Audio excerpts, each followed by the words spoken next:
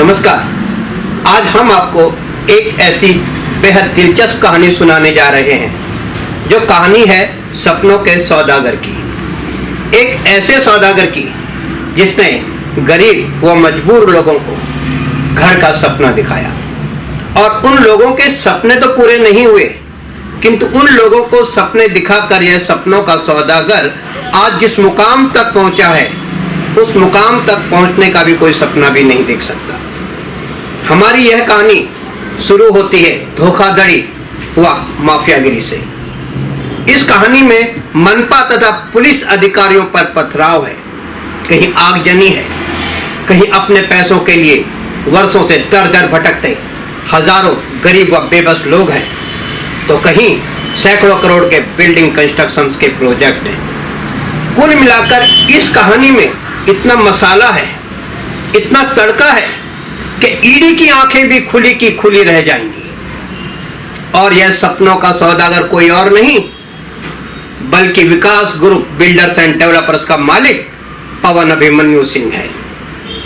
देखिए पवन अभिमन्यु सिंह की जीरो से हीरो बनने के पीछे के हर पहलू के पड़ताल करते हुए हमारी एक विशेष रिपोर्ट। पवन अभिमन्यु सिंह एक ऐसा सपनों का सौदागर जिसने हजारों लोगों को सस्ते व सर्व सुविधा युक्त घरों का सपना दिखाया और फिर उसने हजारों लोगों के सपनों को ही नहीं तोड़ा बल्कि उनके लाखों रुपए भी हड़प लिए। और इस तरह अभी तक वर्षों बीत जाने के बावजूद भी हजारों लोगों को ना तो घर मिला और ना उनके पैसे। पवन सिंह ने पहले गरीब लोगों को सपना दिखाकर हजारों रूम वो गाले बेचे थे और अब अन्य लोगों को सपने दिखाकर बिल्डिंग में फ्लैट बेच रहा है। उसकी तकदीर उसे कहां से कहां ले आई। एक दूध विक्रेता से लेकर अवैध बीसी चलाने से लेकर एक चौल माफिया बनने तक का सफर बेहद दिलचस्प रहा और उससे भी अधिक हैरत भरा सफर था एक चौल माफिया से लेकर सैकड़ों करोड़ों के बिल्डिंग कंस्ट्रक्शन प्रोजेक्ट के मालिक बनने तक का सफर, जो अब व्हाइट कॉलर है, जिसे सफेद पोश कहा जाता है, जो अब समाज का एक सम्मानित व्यक्ति है, जिसके पास अथाह पैसा है, लोग जिसके साथ जुड़ना चाहते हैं, जिसके झूठ को भी सच मान लिया जाता है, जिसे बड़े बड़े कार्यक्रमों में सम्मानित किया जाता है। किंतु अफसोस अभी भी हजारों लोगों की निगाहें पवन सिंह को ढूंढ रही हैं अपने पैसे वापस लेने के लिए। पवन अभिमन्यु सिंह जो कभी मुंबई में दूध बेचा करता था, जो कभी अवैध बीसी चलाया करता था और फिर 2014 में बेहद सातिर पवन सिंह की नजर वाघराल पाड़ा, बोयदा पाड़ा, राजीवली की आदिवासी जमीनों पर पड़ी और फिर पवन सिंह ने एक बेहद सुनियोजित प्लान के तहत अलग अलग नाम से कुछ कंपनियां बनाई और सभी अलग अलग कंपनियों की लगाम पवन सिंह ने अपने हाथों में रखी और हर कंपनी में उसका एक बड़ा हिस्सा था। वे सारी कंपनियां कौन सी थीं? हर कंपनी में कौन कौन पार्टनर थे, आइए हम आपको बताते हैं। सबसे पहले हम बात करते हैं विकास ग्रुप की। इस कंपनी में पवन सिंह, अनिल परिवर्तन सिंह, आनंद सिंह, विजय सिंह, गया प्रसाद सिंह, संजय शाह, जय सिंह, अमित सिंह पार्टनर थे। मौजूदा समय में इनमें से कोई भी अब पवन सिंह के साथ नहीं है। पवन सिंह की संदिग्ध कार्यशैली को देखकर हर कोई कंपनी छोड़कर खुद निकल गया है और किसी को खुद पवन सिंह ने निकाल दिया है। वहीं पवन सिंह के कुछ पार्टनरों ने दावा किया है कि उन्हें उनके लाभ का हिस्सा नहीं मिला है, जिसके चलते आने वाले समय में पवन सिंह का अपने पार्टनरों से कानूनी विवाद होने की संभावनाएं बढ़ती जा रही हैं। दूसरी कंपनी है प्रगति बिल्डर्स एंड डेवलपर्स। इस कंपनी के 3 हिस्सेदार थे, पवन सिंह, विवेक सिंह व धर्मेंद्र सिंह। मौजूदा समय में विवेक सिंह बोईसर व पालघर के प्रोजेक्टों में पवन सिंह के साथ अभी भी शिद्दत के साथ खड़ा है। वहीं तीसरी कंपनी श्लोक वास्तु थी। इसमें पवन सिंह तथा धनंजय तेंदुलकर तथा मुकेश केडिया थे। चौथी कंपनी मंगल मूर्ति थी, जिसमें पवन सिंह तथा रुपेश दाभोलकर पार्टनर थे।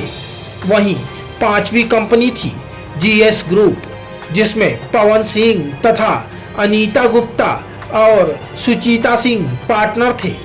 अब वर्तमान में पवन सिंह को अपना आदर्श मानते हुए उनके नक्शे कदम पर चलते हुए अनीता गुप्ता ने आशीर्वाद बिल्डर एंड डेवलपर्स के नाम से तथा सुचिता सिंह ने दिशा डेवलपर्स के नाम से धोखाधड़ी की दुकानें खोली हैं और इनके द्वारा अभी भी पवन सिंह की कार्यशैली के आधार पर ही कार्य किया जा रहा है। छठी कंपनी है Riddhi Siddhi builders and developers, जिसमें पवन सिंह, अजीत सिंह व राहुल सिंह पार्टनर थे। सातवीं कंपनी थी शुभम बिल्डर्स एंड डेवलपर्स। इसमें पवन सिंह व संदीप सिंह पार्टनर थे। वाघराल पाड़ा भूस्खलन मामले के बाद संदीप सिंह ने अपना कार्यालय बंद कर दिया है और अब उसमें स्वास्तिक बिल्डर के नाम से नया कार्यालय खोला है, किंतु उसकी कार्यशैली अभी भी पहले की तरह ही है। अब वर्तमान में संदीप राजीवली सर्वे नंबर 116 आदिवासी जमीनों में अवैध निर्माण करवा रहा है। इसके साथ ही संदीप ने नायगांव में भी काम करना शुरू कर दिया है। पवन सिंह को अपना आदर्श मानने वाला संदीप भी लगातार लोगों को सर्व सुविधा युक्त घर उपलब्ध करवाने के नाम पर अभी भी गुमराह कर रहा है, जिसके खिलाफ स्थानीय पुलिस स्टेशन में कई अर्जियां भी दी गई हैं। ये सभी सातों कंपनियां वे कंपनियां थीं जिनकी स्थापना पवन सिंह के द्वारा एक विशेष उद्देश्य को लेकर की गई थी, जिसके तहत 2014 में वसई पूर्व स्थित वागराल पाड़ा, बोयदा पाड़ा, राजीवली में हजारों पेड़ों को काटा गया, पहाड़ों को तोड़कर समतल कर दिया गया तथा सभी नियम कायदों को पवन अभिमन्यु सिंह व उनके साथियों द्वारा जूतों से रौंदकर हजारों अवैध रूम व गाले बनाए गए। फिर यही नहीं, हजारों गरीब लोगों को सर्व सुविधा युक्त सस्ते घर उपलब्ध करवाने के नाम पर गुमराह कर हजारों परिवारों को वहां बसाया गया। जहां इन हजारों परिवारों को बसाया गया वह जगह कौन सी थी, आइए वो हम आपको बताते हैं। सर्वे नंबर 141, सर्वे नंबर 145, हिस्सा नंबर 1, सर्वे नंबर 146, हिस्सा नंबर 1, सर्वे नंबर 146, हिस्सा नंबर 2, सर्वे नंबर 149, हिस्सा नंबर 2, सर्वे नंबर 151, 152, 196 नवीन शर्त आदिवासी, सर्वे नंबर 199, सर्वे नंबर 200 आदिवासी जमीन, सर्वे नंबर 204 नवीन शर्त, सर्वे नंबर 205 नवीन शर्त, सर्वे नंबर 206 हिस्सा number 2, survey number 211, survey number 212। ये सभी सर्वे नंबर वही क्षेत्र थे जहां पर विकास ग्रुप के मालिक व कुख्यात भूमाफिया पवन अभिमन्यु सिंह द्वारा हजारों अवैध रूम व गाले बनाए गए थे।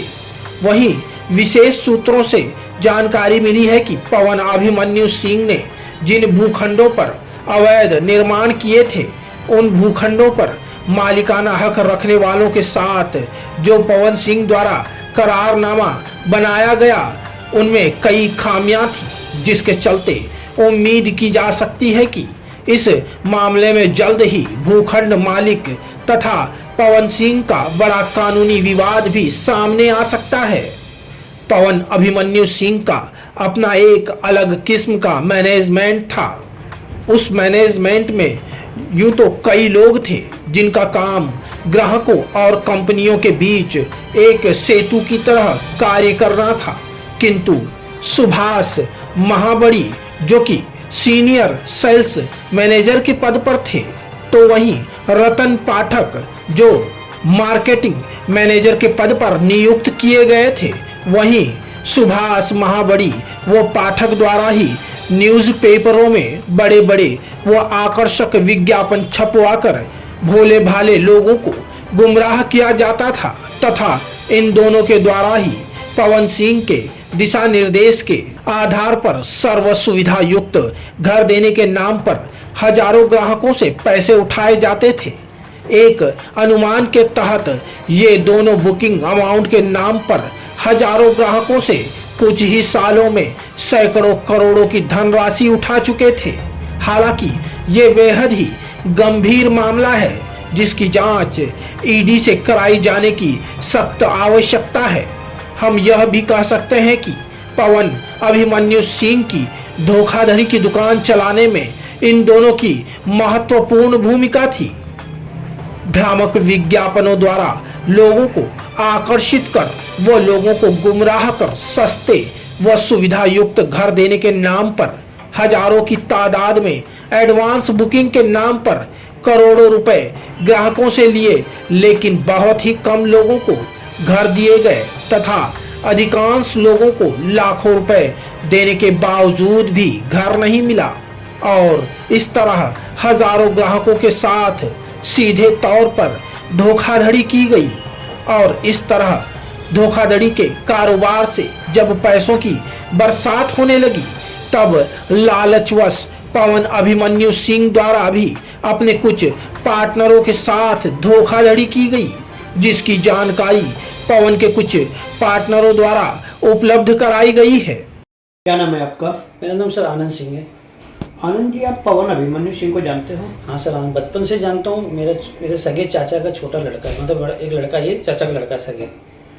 पहले क्या करता था विकास ग्रुप की स्थापना से पहले? सर पहले हम लोग उसके पहले साकिर नगर खैरानी रोड में रहते थे। हाँ। और वहाँ पे हमारा दूध का धंधा था, पुश्तैनी धंधा हमारा दूध का। महानंदा डेयरी का दूध आता था और हम लोग वही वितरण करते थे और मैं रिक्शा चलाता था। अचानक ऐसा कैसे हुआ कि पवन अभिमन्यु सिंह ने विकास ग्रुप बनाया? किन परिस्थितियों में बनाई और कौन कौन इसके साथ था? सर ऐसा हुआ कि तो यहाँ पे पवन सिंह कुछ लोगों को जानते थे, जो एक अच्छी हस्तियाँ हैं उनको जानते थे और वो पवन के रिलेशन में थे। तो पवन बोले कि भैया चल के वहाँ पे रूम बनाने का काम करते हैं। पवन फिर हम लोग को यहाँ पे लेके आए, बीवी का गहना गिरवी रख के यहाँ वहाँ से रख के पैसा जमा किया गया। किसने बीवी के गहने? मैंने रखा था, एक संजय शाह करके हैं। हाँ। उन्होंने गहना गिरवी रखा था, मतलब संजय शाह ने भी पैसा लगाया था, मैंने भी लगाया था और पवन का यहाँ पहचान था। हाँ। तो दरअसल पेपर मेरे नाम पे नहीं बना था, मेरा छोटा भाई विजय सिंह है। हाँ। जिसके नाम पे वो लोग पार्टनरशिप में थे। हम लोग ऐसे वर्बली मुँह से थे सब लोग, भाई ऐसे ऐसे हम लोग करेंगे, साथ में रहेंगे। हाँ। तो तो हम लोगों ने साथ में काम चालू किया और काम जब अच्छा बन गया, बढ़िया काम हो गया, तो उसके बाद पवन ने हम लोगों को बिना व्यवहार, बिना हिसाब के किताब के हम लोगों को अलग कर दिया। 1 रुपया भी हम लोगों को नहीं दिया।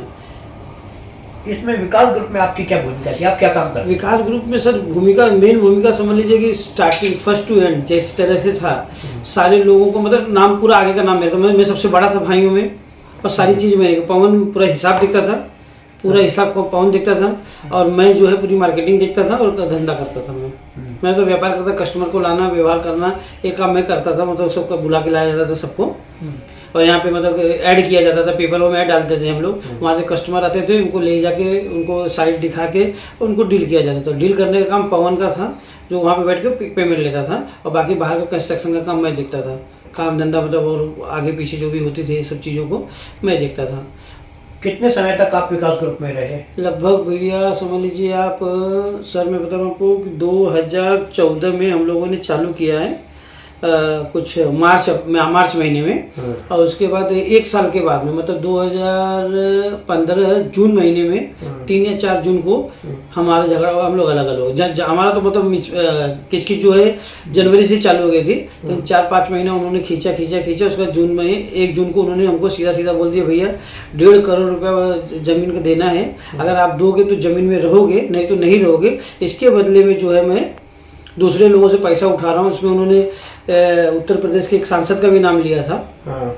जो कि भाई उनसे पैसा लेना पड़ेगा मुझे, वो दे रहे हैं पैसा, और तो फिर उनको मुझे देना पड़ेगा।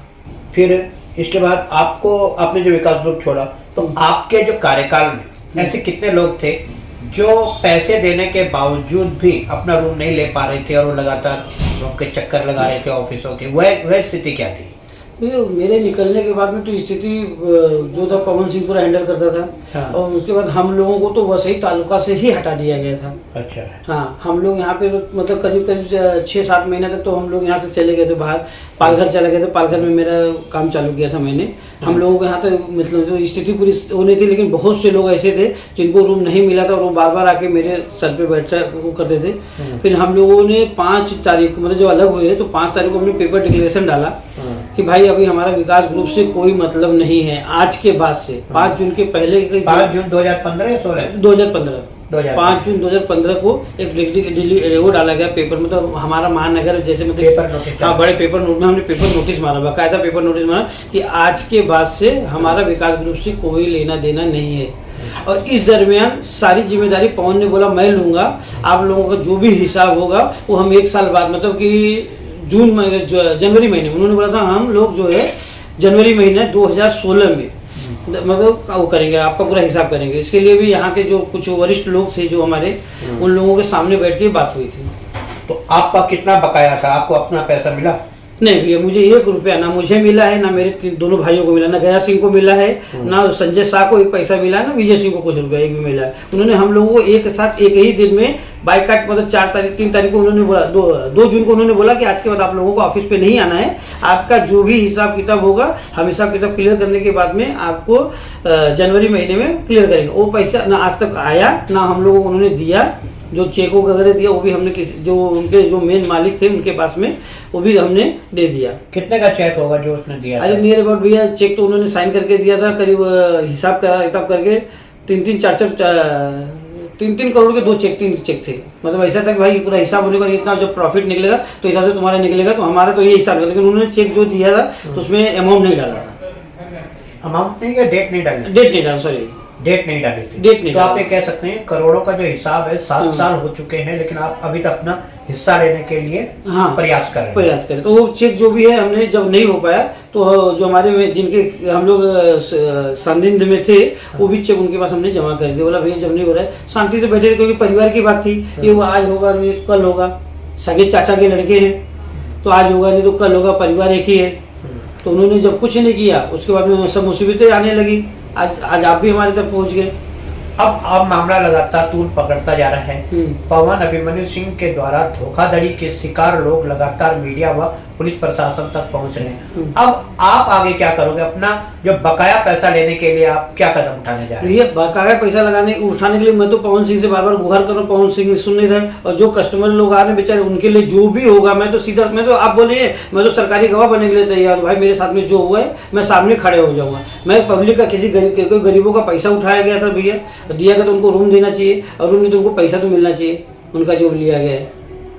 हमारा तो ठीक है, हमारा तो मिलेगा आज जब हिसाब होगा। अरे जो भी हिसाब निकलेगा भाई, जब उनको देने के बाद में जो बचेगा वो हिसाब हमारा करिएगा, लेकिन पहले उनको तो दीजिए जो बेचारे हटके हैं, और उनके लिए जो होगा हम करेंगे, साथ में खड़े रहेंगे। आप बताइए। अभी सुना है कि बोईसर, पालघर या जौनपुर या लखनऊ में सैकड़ों करोड़ के प्रोजेक्ट इस समय पवन अभिमन्यु सिंह व उसके साथियों के द्वारा चलाए जा रहे हैं। इतना पैसा होने के बावजूद भी, हजारों करोड़ के प्रोजेक्ट जो चलाए जा रहे हैं, उसके बावजूद भी वह आपका हिस्सा नहीं दे रहा है। नहीं भैया, अब उसकी नीयत जैसी हो। अभी हम लोग तो ये रिक्वेस्ट ही कर रहे हैं, हमने हाथ जोड़ा अभी तक तो भाई कहीं मतलब भाई बार बार फोन से ही बोला जाता है भाई हिसाब कब करोगे, हिसाब कब करोगे।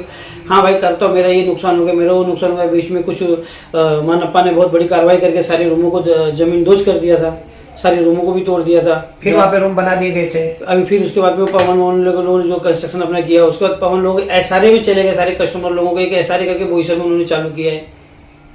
एक सिस्टम बनाया है वहाँ पे, और वहाँ पे जाके कस्टमर लोगों कर रहे हैं जितना हो सक रहा है उतना, सबको 10 लोगों को 8 लोगों को मिला के एक रूम में घर इस तरीके से वो सेटल कर रहे हैं। लेकिन फिर भी बहुत से लोग हैं जो यहाँ वहाँ भटक रहे हैं, और जो भटक रहे हैं उनको भी वो बोल रहे हैं कि भाई हम यहाँ वहाँ से किसी तरह से करेंगे। लेकिन हमारे जो भी मतलब जो हमारा वो है क्या नाम है हिस्सा है या जो भी है उसका, वो कोई भी एक चीज़ भी देने को तैयार नहीं, ना बोलने को तैयार है, ना कुछ करने को तैयार है। क्या नाम है आपका? विजय सिंह। विजय जी, आप पवन अभिमन्यु सिंह को कब से जानते हो? बचपन से जानते हैं। कैसे जानते हो उनको? हमारे चाचा के लड़के हैं। चाचा के लड़के। हाँ। वो पहले चौल बिल्डर बनने से पहले, चौल माफिया बनने से पहले वो क्या करते थे? तो चौल माफिया बनने से पहले दूध का धंधा करते थे। हाँ। उसके बाद कुछ दिनों तक उन्होंने बीसी चलाई। हाँ। वहाँ से कुछ जो भी कम ज़्यादा पैसा लेकर के वहाँ का जो 2, 5, 10, 20 लाख रुपया जो भी था वो लेकर के वहाँ से निकल लिए। फिर आकर के यहाँ चाल बनाना चालू किया वसई में। तो आपका मतलब है कि वहाँ पे भी कई लोगों का उसका पैसा अभी भी बाकी है जो वहाँ पे इंतजार कर रहे हैं पैसे। फिर वो यहाँ पे आगे उन्होंने चाल बनाना शुरू किया। हाँ। आप कब तक उनके पार्टनर रहे? मैं 1 साल तक उनका पार्टनर रहा। तो किस तरह का धंधा चला? कितने करोड़ों का कुछ व्यापार हुआ? कुछ जानकारी है आपको? कम से कम 30 से 40 करोड़ का व्यापार हुआ होगा। 1 साल के अंदर 30 से 40 करोड़ का व्यापार हुआ। हाँ। तो जितने भी पार्टनर थे उस समय, हाँ। क्या वो सारे अभी भी हैं साथ में उनके? नहीं, सब अलग हो चुके हैं। सब A to Z सब वो अलग सब हो निकले हैं या उनको निकाल दिया गया? नहीं, वो सब को किसी को तो निकाल दिया गया है और किसी को जबरी बलबूते बैठाया गया है। अच्छा, किस तरह का कार्य किया जाता था विकास ग्रुप के द्वारा? चावल बेचने का कार्य किया जाता था। मार्केटिंग करके क्लाइंट बुला करके उनको रूम बना करके दिया जाता था। जितने लोगों से बुकिंग ली जाती थी, जितने के पैसे लिए जाते थे, क्या उन सबको घर दिए जाते थे? नहीं, सबको घर नहीं दिए जाते। कितने लोगों को घर दिए गए थे? कुछ जानकारी है आपको? 1 साल के अंदर कम से कम लिखा था 1,500 लोगों के घर दिए गए थे। और कितने लोगों से उन्होंने पैसे उठाए थे? कम से कम 20 से 25 हजार लोगों से। 20-25 हजार लोगों से पैसे उठाए थे और 1-1.5 हजार लोगों को ही घर दिए गए थे। हाँ सर। ठीक है। आपने 2015 में उनके साथ धंधा बंद कर दिया था, आप अलग हो गए। विजय जी, आपने उनके साथ पार्टनरशिप क्यों छोड़ी? क्यों आपने काम छोड़ा वहाँ से? क्योंकि बुकिंग बहुत ज्यादा हो रही थी और डिलीवरी बहुत कम जा रही थी। कितनी बुकिंग हो चुकी थी? 20,000 के ऊपर बुकिंग थी और डिलीवरी हमने 1,500 दिया था। अच्छा। तो जिसके वजह से हमने पूछा कि ये क्या हो रहा है, तो उन्होंने हमें बाहर का रास्ता दिखाना चालू किया। धीरे धीरे उसी बात पे हमारी बहस ज्यादा हो गई, तो हम अलग हो गए उस समय से। कितने करोड़ों रुपए उठाए होंगे लगभग? कुछ उस समय उन्होंने कम से कम 50 करोड़ से ज्यादा उठाए होंगे, उससे कम नहीं। जो बुकिंग राशि हो 50 करोड़ से बुकिंग ज्यादा? राशि जो है वो 50 करोड़ के ऊपर होगी। इतनी भारी तादाद में जो बुकिंग की, तो कितना कितना पैसा लिया गया? किसी से 50,000 लिए, किसी से लाख लिए, किसी से 4 लाख लिए। जो जैसा आया उसके वैसा पैसा लिया गया, उसको वैसा फंसाया गया। अच्छा, अभी सुना है कि हजारों लोग अभी भी हैं जो अपने पैसों के लिए मैंने भी ये सुना है कि बहुत सारे लोग हैं जो दर बदर भड़क रहे हैं पैसा दे करके। उनकी तो ऑफिसेस बहुत बढ़ गई हैं, लेकिन वो कहीं मिलते नहीं हैं उनसे। बम्बई के कोने कोने से आदमी आए थे जो पैसा दिए थे अपना एक घर बनाने के लिए, लेकिन उनको घर अभी तक नसीब नहीं हुआ, न पैसा ही उनको रिटर्न मिला। ठीक है। तो अलग हुए, तब अलग होते समय उन्होंने कुछ आपको पीडीसी चेक वगैरह कुछ दिए? हाँ, 3 चेक दिए थे। कितने कितने के दिए थे? 3 करोड़ के 3 चेक दिए थे। तो वह चेक उन्होंने फिर आपको कब क्लियर करने को कहा था? 6 महीने बाद बोले थे, लेकिन अभी तक वो क्लियर किए नहीं है। कुछ और एग्रीमेंट बना था आपका? हाँ, पार्टनरशिप डीड बना था। पार्टनरशिप डीड बनी थी। किस बैंक में आपका अकाउंट था? RBL बैंक में। RBL बैंक में। अभी तक इतने साल हो गए लेकिन आपको आपका हिस्सा नहीं मिला? नहीं मिला सर। अच्छा, अभी तक उनका काम चल रहा है? कहाँ? तो वो चौल बिल्डर से लेकर, चौल माफिया से लेकर कब सैकड़ों करोड़ के बिल्डिंग कंस्ट्रक्शन प्रोजेक्ट चल रहे हैं। इतना कमाने के बावजूद भी उन्होंने आपको कभी आपका हिस्सा नहीं दिया? अब नहीं दिया, उनकी मर्जी है। हम तो कोशिश कर ही रहे, लेकिन मिल नहीं रहे। कानूनन आपके पास डॉक्यूमेंट्स हैं, अब आपका अगला कदम क्या होगा? अगला कदम ये होगा कि हम अभी तक हम बहुत सहे, अब कानूनन मदद लेंगे। जो भी कानूनी कार्रवाई होगी, मीडिया में जाएंगे, कानून में जाएंगे और अपना हक लेने की पूरी कोशिश करेंगे। यह तो वह पार्टनर थे जिनके साथ पवन ने धंधा शुरू किया था, किंतु आज वर्षों बीत जाने के बावजूद भी यह लोग अपने लाभ के हिस्से से वंचित हैं। और जाहिर सी बात है कि अब ये करोड़ों का मामला अगर आपसी सहमति से न सुलझा तो मामला पुलिस स्टेशन व न्यायालय तक भी पहुंचेगा, जिसमें पवन सिंह को मुंह की खानी पड़ सकती है। किंतु ऐसा लग रहा है कि जैसे पवन सिंह को इन सब में कोई मतलब ही नहीं है। वहीं जब बेहद सटीक व सुनियोजित प्लान द्वारा हजारों अवैध रूम व गालों को बेचने का धंधा फलने फूलने लगा, तब मानो एकाएक पैसों की बरसात होने लगी। तब पवन सिंह द्वारा पालघर बोईसर में ठाकुर हाउसिंग डेवलपमेंट कॉरपोरेशन के नाम से बिल्डिंग प्रोजेक्ट शुरू किया गया और यहाँ के फ्लैट बेचने के लिए यहाँ पर भी वैसे ही सेल्स और मार्केटिंग की टीम नियुक्त की गई। जैसे बोईदापाड़ा व राजीवली के रूम वो गाले बेचने के लिए नियुक्त की गई थी, बड़े बड़े कार्यालय खोले गए थे और ठीक वैसे ही तामझाम इकट्ठा किया गया जैसे पहले किया जाता था। इधर इस बड़े व भव्य प्रोजेक्ट कंस्ट्रक्शन किया जा रहा था और वहीं वसई पूर्व बोईदापाड़ा में अभी तक लोगों को गुमराह कर अवैध घर बेचे जा रहे थे। ऐसा लग रहा था जैसे मानो पवन अभिमन्यु सिंह को भारत सरकार द्वारा धोखाधड़ी करने की खुली छूट दे दी गई हो। तभी एकाएक 8 नवंबर 2016 नोटबंदी की घोषणा हुई और इस घोषणा के चलते जहां काली कमाई पर एकाएक रोक लग गई थी, वहीं देश भर में चल रहे बड़े बड़े बिल्डर कंस्ट्रक्शन प्रोजेक्ट से लेकर बड़ी बड़ी परियोजनाएं तक रुक चुकी थी। और कायदे से तो पवन सिंह के बिल्डिंग कंस्ट्रक्शन प्रोजेक्ट भी रुक जाने चाहिए थे, किंतु इस विपरीत स्थिति में भी पवन सिंह के प्रोजेक्ट में कोई फर्क नहीं पड़ा, बल्कि यह प्रोजेक्ट अचानक पहले की अपेक्षा और तेजी से चलने लगे, जो बेहद ही हैरत की बात है। मानो पवन सिंह के बिल्डिंग कंस्ट्रक्शन प्रोजेक्ट में जैसे पर लग गए हों। अब सवाल यह उठता है कि एक आम आदमी को घंटों लाइन पर लगकर 500 या 1000 रुपए ही बैंक से निकल पा रहे थे, तब उस समय पवन के बिल्डिंग कंस्ट्रक्शन प्रोजेक्ट में हर सप्ताह खर्च होने वाला करोड़ों रुपए कहां से आ रहा था। तो क्या माना जाए कि नोटबंदी के वक्त का काला धन भी पवन सिंह के इस प्रोजेक्ट में लगा है, जो कि एक बड़ा गंभीर मामला है और इसकी जांच भी ईडी से कराए जाने की सख्त जरूरत है। अब हम बात करते हैं 2018 की, जब महाराष्ट्र नवनिर्माण सेना प्रमुख राज ठाकरे ने सार्वजनिक रूप से वसई पूर्व बोईदापाड़ा तथा राजीवली में आदिवासियों की जमीन पर किए जा रहे अवैध निर्माणों का खुलकर विरोध किया, जिसके कारण मजबूरीवश 22 फरवरी 2018 के दिन स्थानीय प्रशासन को सुरक्षा बलों के घेरे में बोईदापाड़ा व राजीवली तोड़क कार्रवाई के लिए पहुंचना पड़ा।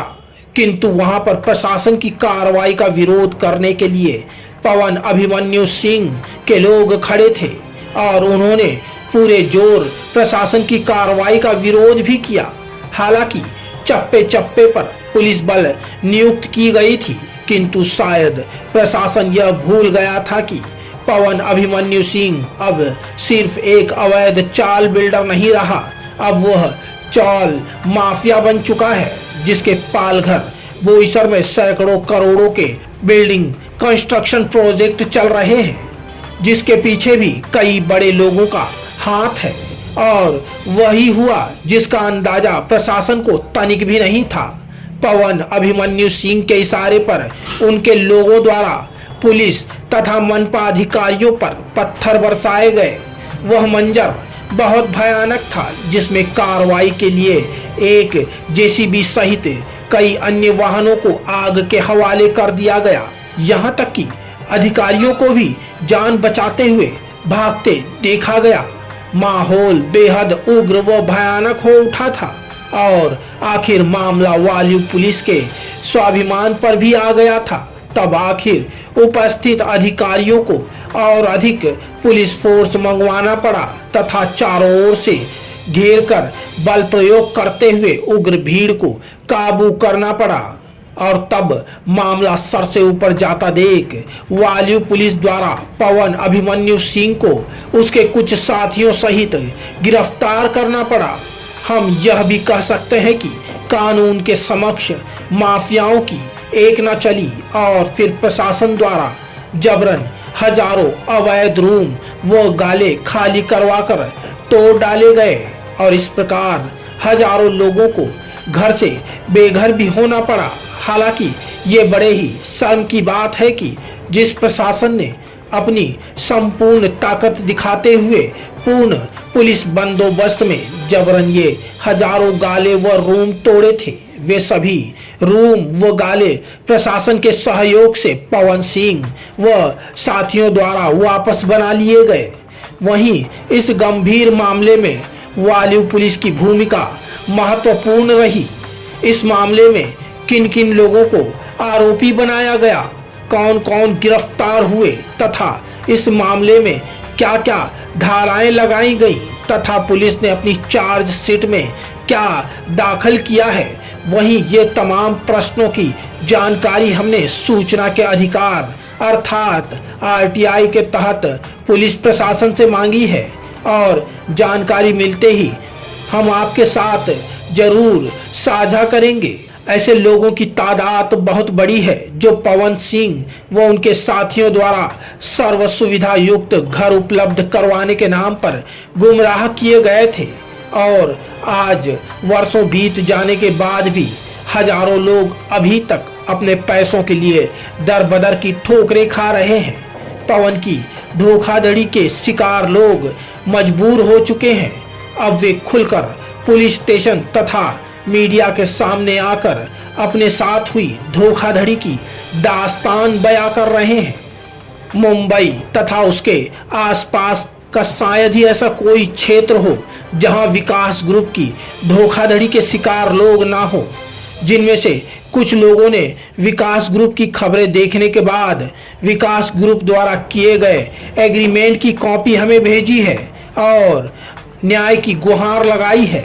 वहीं वर्षों पूर्व विकास ग्रुप के पवन द्वारा जब लोगों से रूम के एवज में पैसे लिए गए थे तब उनके साथ जो करारनामा विकास ग्रुप द्वारा बनाया गया था उसमें शर्त लिखी गई थी कि अगर ग्राहक की ओर से इस करारनामे को रद्द किया जाता है और ग्राहक अपना पैसा वापस मांगता है तो विकास ग्रुप द्वारा ग्राहक को उसकी दी गई कुल रकम से 40% रकम काट कर ही ग्राहक को उसका पैसा वापस दिया जाएगा और अगर विकास ग्रुप की ओर से ग्राहक का करारनामा रद्द किया जाता है तो ग्राहक द्वारा दी गई रकम के साथ विकास ग्रुप द्वारा 24% रकम अधिक जोड़कर ग्राहक को दी जाएगी।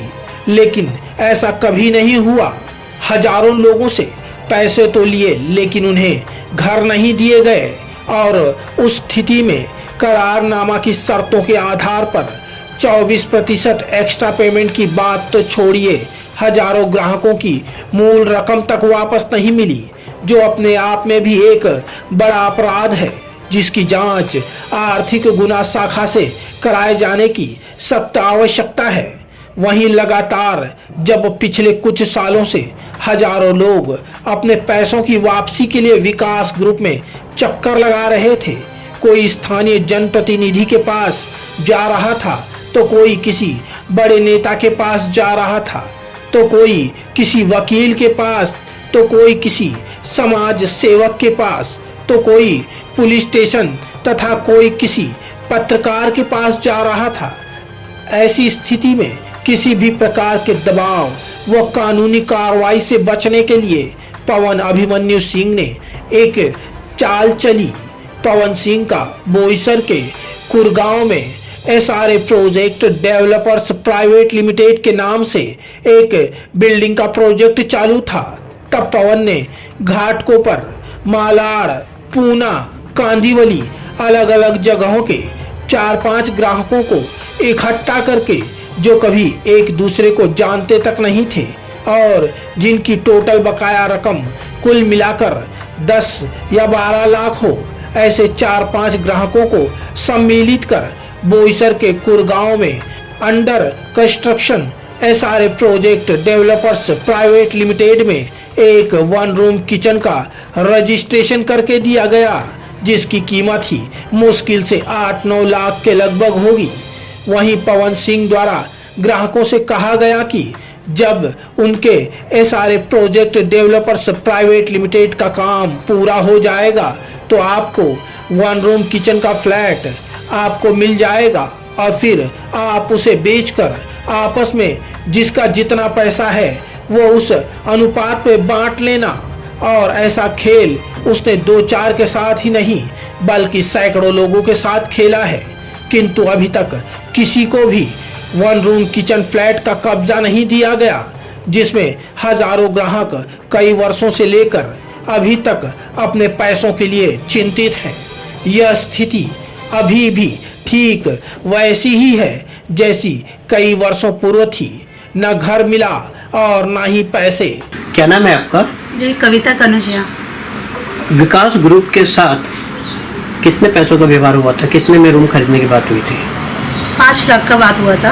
उन्होंने बोला कि 5 लाख में आपको ये घर हम देने का मतलब वसई में हम लोग को ये किया था, सपना दिखाया कि आपको एक फ्लैट मिलेगा आपके बजट में सस्ते में सर। तो हमने हमारे बजट के हिसाब से, सर हम गरीब हैं, तो हमने वो फ्लैट घर लेने के सपने के इरादे से हमने पैसे दिए उनको। लगभग हमने 3.5 लाख रुपए उनको दिया हुआ है। बट तब से लेके आज तक 2022 तक सर हम भटक ही रहे हैं। हमें सिर्फ पैसों का वादा करके देने का, रिटर्न करके आज तक हमको दौड़ा ही रहे सर जी। पैसे ना तो घर मिला है और ना ही पैसा मिला है सर जी। क्या क्या सुविधाएं देने की उन्होंने वादा किया था? उन्होंने कहा आपको घर देंगे, घर में गार्डन है, स्कूल्स देंगे आपको, अच्छी सड़कें देंगी, पानी का व्यवस्था देंगे, हर चीज़ का वादा किया। वो सोच के हमने कि चलो हमारे बजट में हम घर मिल रहा है, सारी सुविधाएं मिल रही है, वो सोच के हमने घर बुकिंग किया सर जी। बट आज तक ना तो घर मिला है और ना जो हमने पैसे दिए वो पैसे भी आज तक नहीं मिले सर। कभी किसी से फोन पे बात होती है, पवन सिंह या उसके किसी साथी से बात सर होती है? साथी उनके पवन सिंह से तो आज तक कभी मुलाकात ही नहीं हुआ सर जी।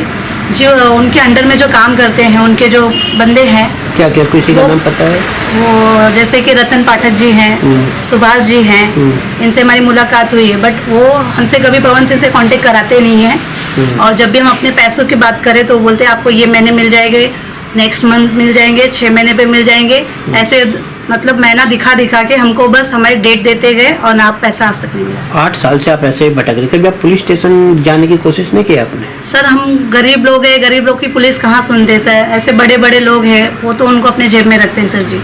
हमारी कोई सुनवाई नहीं, हम गरीब लोग हैं। ऐसे कितने लोग होंगे जो इस तरह से धोखाधड़ी का शिकार हुए होंगे? ऐसे तो सर बहुत लोग होंगे, हजारों भी गिनतियाँ कम होंगी। अच्छा। बट अभी तो हमारे जानकारी में तो हम कम से 15-20 जन हैं सर जी, जो हमारे जैसे भटक रहे हैं आज तक, जो आपके ग्रुप में है? जो मेरे ग्रुप में है सर जी। क्या आपको लगता है कि आपका पैसा मिल जाएगा? सर हमें तो बिल्कुल उम्मीद नहीं है कि हमारा पैसा मिलेगा।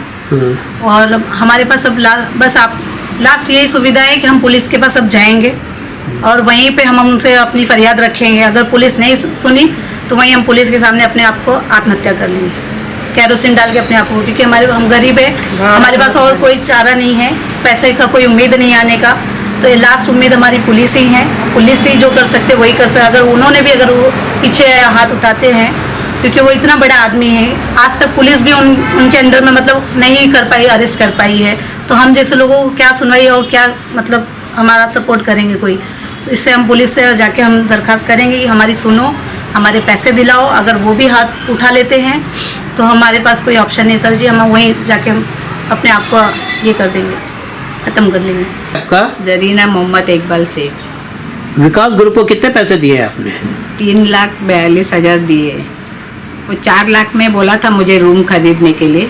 तो मैंने सोचा कम इसमें है बजट में, तो मैंने थोड़ा थोड़ा पैसा करके मैंने दे दिया है बुक करके। तो अभी वो देने के लिए नाम नहीं ले रहे, उन लोग बोल रहे बोईसर में ले लो, इधर टूट रहा है सब, ऐसा हो रहा है वैसा हो रहा है, सब बहाना कर रहे हैं। और अभी फ़ोन भी तो उठाते नहीं। वसई में गए तब मालूम पड़ा कि उन लोग ने बोईसर में जगह लिया है करके। आपको उन्होंने पैसा लेने के बाद कोई रूम वगैरह कुछ नहीं दिया? नहीं कुछ नहीं बताया, खाली ये रूम बंद रहे करके। फिर वो उसके बाद फिर वो टूट रहे करके मालूम पड़ा, तो हम लोग गए रिक्शा करके, मेरी बेटी के साथ में मैं देखने गई तो पूरा रूम टूट रहा है। आपकी बेटी को कैसे पता लगा उनके बारे में? वो उन्होंने फोन करके पूछा सामने वाले से, तो उन्होंने बताया कि जाओ आप लोग जल्दी से, वसई में उधर टूट रहा है सब, बोईदा पाड़ा किधर है। तो फिर हम लोग रिक्शा करके गए तो सही में टूट रहा था सब रूम। फिर बोल रहे अगर आप लोग को लेना है तो ले लो, टूटेगा तो हम लोग उसका रिस्क नहीं लेंगे, नहीं तो वही पैसा और ज्यादा दे के उधर 14 लाख में उधर बोईसर में ले लो। हम लोग ने वहाँ जगह लिया है। आपकी बेटी ने भी पैसा? हाँ मेरी बेटी ने भी दिया है पैसा। कितना दिया है? उसका भी 3-3.5 लाख है।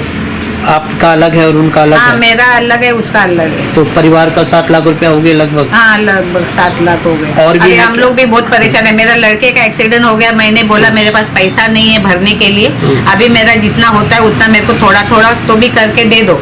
तो बोला ऐसा नहीं मिल सकता है, 7 साल से आप अपने पैसों के लिए भटक रहे हो? हाँ भटक रही है। और ऐसे कितने होंगे जो इस वही तरह- मेरे पास सामने वाले है ऐसे 15-20 जन है ये आपके ग्रुप में 15-20 जन? हाँ मेरे ग्रुप में है। पवन से लास्ट टाइम पे कब बात हुई थी, नहीं मुलाकात? पवन सर से मेरी नहीं हुई, मिलन सर से हुई और रतन सर से हुई।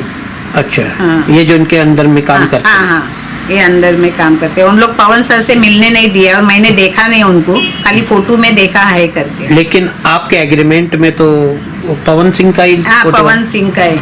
वो मिलन सर ने सब किया है, एग्रीमेंट सब बनाया पैसा लेके।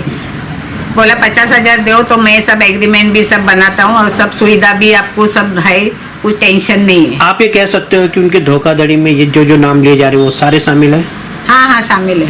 आपका? मतलब तो मेरा नाम दीपक प्रकाश यादव है, कहाँ रहते हो आप? घाटकोपर में। काटकोपर में रहते हो।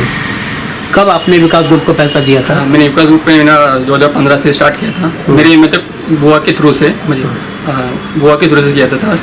तो क्या बोली मतलब मेरे बजट से कम बजट में आपका घर में रूम मिल रहा है उधर विकास ग्रुप में। इधर तो आपकी बुआ ने भी पैसा जमा हाँ वो करा? भी उन लोगों ने किया था। वो लोग 5 जन है, ऐसा तो हम लोग पे 20 जन का ग्रुप था। तो मैंने उनसे निकल के दूसरे जगह में विकास ग्रुप में लगा दिया था। तो उनको किसी को रूम मिला? नहीं उनको तो अभी तक मिला नहीं, उनको पैसा भरा अभी तक। उनको भी अभी तक पैसा नहीं है मिला। मतलब विकास ग्रुप आपके जो जान पहचान वाले हैं जो आप 15-20 कह रहे हो, उन्होंने विकास ग्रुप में पैसा इन्वेस्ट किया था? हाँ इन्वेस्टमेंट किया तो किसी को रूम नहीं था। मिला? अभी तक तो उसमें मिले नहीं। आपको क्या बोला था विकास ग्रुप ने पैसा इन्वेस्ट करते समय? क्या सुविधाएं देने की बात की गई? उन्होंने किया तो बोला था कि आपको अच्छा सा घर मिलेगा आपका बजट में। हाँ। आपको सुविधा अच्छे से मिलेगी, आपको घर में गार्डन मिलेगा, गार्डन के अगल बगल में हॉस्पिटल मिलेगा, हॉस्पिटल का अपना सू मिलेगा, सड़क नाली नाले बोला था, पानी का बोला था। ये सारी बातें हाँ बोली ये थी। बातें बोली थी। तो आप 7 सालों से अपने पैसों के लिए भटक रहे हो, वो हाँ। सुविधाएं तो नहीं मिली। नो, अब आगे आप क्या करना चाहोगे अपना पैसा निकालने के लिए? वो क्या वो तो आगे तो करना ही चाहती है। वो क्या बड़ा आदमी है ना, पुलिस के जाएंगे तो बोलते धमकी देता है, रटन पटक है। उसको बोला था मैंने, सर मेरा पैसा निकल के अभी मिलेगा। वो बोलता है कि क्या करेंगे तुम लोग, वैसा बोला था मेरे को, फोन पे बात किया था मैंने। वो बोला तुम लोग क्या करेंगे, जाओ तुम लोग जाने का दौर जा लो, लेके जाओ। बोला हम लोग क्या करेंगे, हम लोग गरीब आदमी है, हम लोग क्या करेंगे फिर जाके फिर। क्या नाम है आपका? मेरा नाम नोएल क्लेटस फरेरा है। मैं पुणे से आया हूँ। पुणे से आए हो? क्यों आए हो पुणे से? पुणे से मैं आपका न्यूज़ देखा, न्यूज़ के चैनल के थ्रू से मेरे को लगा कि मेरे को थोड़ा हेल्प हो जाएगा। अच्छा। जो वसई में मेरा विकास सिटी ग्रुप में मेरा घर था, जो उसने झूठ बोल के हम आपको अपना घर बेचा? अपना घर बेचा। क्या क्या बोला था, क्या क्या सुविधाएं देने की बात की थी विकास ग्रुप ने? उसने कहा था कि अच्छे सड़कें रहेगा, पानी मिलेगा, गार्डन रहेगा, हॉस्पिटल्स रहेगी, अच्छी कॉलोनी बनेगा। जबकि कुछ भी नहीं, 1% भी नहीं था कुछ भी। अच्छा, आपने वहाँ पे खरीद लिया था? मैं खरीद कितने लिया का लिया था?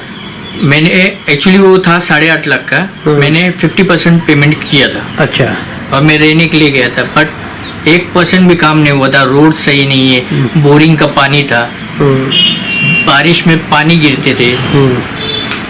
फिर उसके बाद क्या किया आपने? फिर मैंने उस सुभाष को मैं बोला कि भाई ये तुम लोग ने जो बोला था ऐसा कुछ भी नहीं है, मेरे को रिटर्न करने का है। सो उसने मेरे को बोला कि ठीक है आपको मिले, बट 25% कट करके पैसा मिलेगा। वो भी 18 महीने के बाद का चेक दिया था। अच्छा, उन्होंने आपको 18 महीने बाद का चेक 18 दिया? महीने के बाद का चेक दिया ये था। कब की बात है? ये 2018 में मेरे को चेक दिया था। और चेक के ऊपर डेट दिया था जून का, 27 जून 2020 का। अच्छा, फिर क्या हुआ? फिर वो चेक बाउंस हो गया। 18 महीने का के जो चेक बाद था वो बाउंस हो गया? बाउंस हो गया। अच्छा। अब कोरोना के चलते मेरे को पुणे से इधर आने नहीं हुआ। फिर क्या हुआ? आपने अपना पैसा निकलवाने के लिए आगे क्या मैंने सुभाष को कॉल किया, सुभाष को बोला भाई वो चेक जो दिया था वो बाउंस हो गया। बोलता है अभी हम कुछ नहीं कर सकते, कोरोना चल रहा है, कोरोना में ऐसा है वैसा है। मैं उसको बोला कि पवन से मेरा बात कराओ, तो बोलते पवन क्यों बात कराऊं, हम लोग हैं ना, हम लोग मरे हैं क्या, हम लोग जिंदा है, मिल जाएगा आपको पैसा। ऐसे ही आगे पीछे कर रहा है वो। अभी तक आपका पैसा नहीं अभी मिला? तक हमको पैसा नहीं मिला। अभी यही सोचा है कि लास्ट पुलिस स्टेशन जाने, बट वो बोलता है कि किधर जाने का जा सकते हैं। अब वो अभी बड़ा आदमी है, पुलिस वाले को भी किसी में रखता होगा, वो हम वही बात चल रहा है। अभी आपके पुणे में और भी लोग होंगे क्या जो इनकी धोखाधड़ी का शिकार हुए होंगे? लगभग 30-40 जन ने मेरे को कॉल करके मेरे को बोला था। अच्छा, कि भाई वैसे में आपका भी घर था करके, हम लोग भी है, हम लोग का भी पैसा फंसा हुआ है। अभी हम लोग सब मिलके एक साथ में आंदोलन या न्यूज़ रिपोर्टर के पास जाके कुछ करने का सोच रहे हैं, क्योंकि हम कंटाल गए हैं एकदम। अच्छा, अभी अंत आ गया, अब अपना पैसा निकलवाने के लिए आप किसी भी हद तक जाओगे? अभी अंत आ गया है एकदम, मेरा टोटल फेडअप हो गया, लाइफ से ही फेडअप हो गया, अप डाउन करने का, इनके पीछे भागने का। कभी कभी तो फ़ोन भी रिसीव नहीं करते, समझो बोईसर गए भी तो रहते नहीं है उधर, कभी बोलते कि हम गांव में हैं। क्या नाम है आपका? जी सर, पंकज जायसवाल। पंकज जी, आपने विकास ग्रुप में कुछ इन्वेस्टमेंट किया था? जी। क्या इन्वेस्टमेंट किया था और कैसे पता लगा आपको? और वहाँ पे मुझे पेपर में ऐड आया था, हाँ, तो बताया, हमारे दोस्त लोग भी बताया कि आप चलो वहाँ पे ले लो। बोईदापाड़ा में? जी। क्या ऐड आता? वहाँ पे सस्ते घर लेने के हाँ, लिए? सस्ते में रूम मिल रहा है। अच्छा। तो बोला चलो ठीक है, आए वहाँ पे, सब फॉर्म भी भरे और पैसा भी जमा किए। हाँ, कितना पैसा जमा किया? सर 1.5 लाख रुपए जमा कर चुके हैं। ठीक है, और रूम कितने का बताया था आपको? 2,75,000 का बताए थे। ये कब की बात है?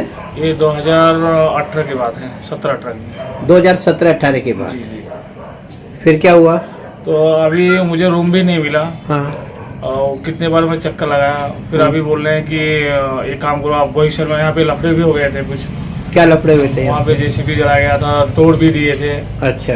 फिर बोले कि एक काम करो, आप यहाँ पे रूम है नहीं, आप बोईसर में आ जाइए। अच्छा। वहाँ पे हमारा प्लॉट चालू है फ्लैट में। तो सर हमारी ताकत नहीं है कि 12 लाख 15 लाख रुपए के लिए, तो हमारा पैसे ही मिल रहे हैं, या तो हमको चौल में मिल जाए, हम लोग कैसे कैसे पैसा करके ला के दिए सर। तो अभी तक आपका 1.5 लाख रुपए नहीं मिला है? नहीं मिला है सर अभी। आपका पवन अभिमन्यु सिंह या उसके साथियों के साथ या उसके स्टाफ के साथ कोई बात होती है? पहले बात होती थी, अभी तो जाएंगे तो कोई मिलता भी नहीं है। वहाँ के स्टाफ लोग बोलते हैं कि एक काम करो, आप बाद में आइए, आपको 6 महीने का भी टाइम दिए, फिर बीच में ऐसे 6-6 महीना करके टाइम देते देते बहुत ज़्यादा और टाइम भी निकल गया हुआ है, अभी कुछ मिल भी नहीं रहा। पंकज जी, जिस तरह के आप धोखाधड़ी के शिकार हुए हैं, क्या आप अन्य लोगों को भी जानते हैं जो इसी तरह के धोखाधड़ी का शिकार हुए विकास ग्रुप से? सर मैं देखता हूँ वहाँ पे आते रहते हैं, कम से कम नहीं तो हज़ारों की तादाद से ज़्यादा हैं लोग परेशान। ऐसे मैं भी जाता हूँ तो हमारे साथ में देखता हूँ, वहाँ पे आते हैं ऐसे गिड़गिड़ाते रहते हैं, चले जाते हैं। इधर पवन सिंह रियल एस्टेट की दुनिया में एक चमकता सितारा बनकर उभर रहा है। लोग उसके साथ जुड़कर अपने आप को सौभाग्यशाली समझते हैं। वह बड़े बड़े कार्यक्रमों में सम्मिलित ही नहीं होता, बल्कि सम्मानित भी होता है। उसके इरादे बुलंद हैं। जो 20,000 25,000 रुपया कमाने वाले लोग ऐसा नहीं सोचे कि बॉम्बे में घर नहीं ले सकते, जो है उनका सपना साकार करने के लिए हम लोग दिन रात एक कर रहे हैं, जो है। Thank you. My name is Vivek Kumar Singh. मैं इस मंच के माध्यम से सबसे पहले तो इस मंच का जो है आभार व्यक्त करना चाहूँगा, जो इतने अच्छे लेवल पे और इतने सारे लोगों को इनवाइट की है। इसका मैं तहे दिल से हार्दिक स्वागत और अभिनंदन करता हूँ। ये मैं पालघर और बोईसर में लो बजट का जो गरीब जनता आज के डेट में मुंबई में रहने वाली घर नहीं ले सकती, हम उनके लिए घर बनाते हैं, अफोर्डेबल होम्स।